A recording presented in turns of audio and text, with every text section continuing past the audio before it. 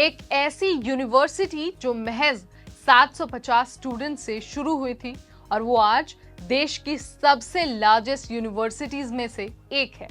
ये वही यूनिवर्सिटी है जहां अब 7 लाख से भी ज्यादा स्टूडेंट्स पढ़ते हैं। महज 3 कॉलेज से शुरू हुई थी इस यूनिवर्सिटी की कहानी, लेकिन आज यहाँ कॉलेजों की संख्या 91 है। जी हाँ, I am talking about none other than Delhi university. अब आप इंट्रो से तो समझ ही गए होंगे कि आज हम किस बारे में बात करने वाले हैं। आज हम बात करेंगे दिल्ली विश्वविद्यालय यानी कि दिल्ली यूनिवर्सिटी के सुनहरे इतिहास और उसके पीछे की हर कहानी की। तो चलिए शुरू करते हैं।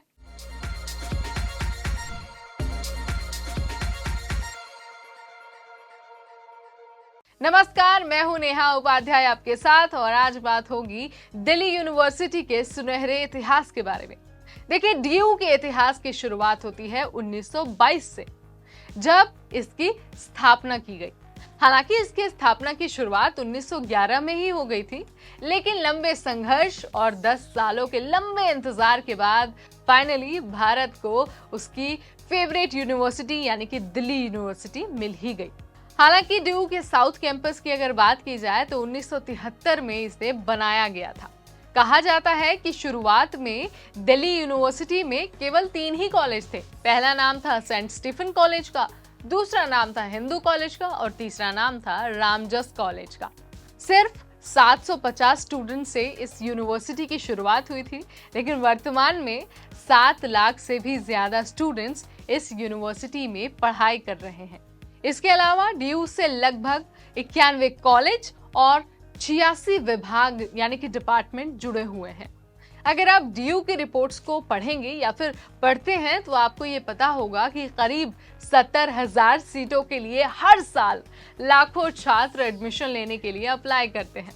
पहले आपको CUET का एग्जाम देना होता है, उसके बाद दिल्ली यूनिवर्सिटी के पोर्टल पर जाकर आप रजिस्टर कर सकते हैं और एडमिशन प्रोसेस का हिस्सा बन सकते हैं।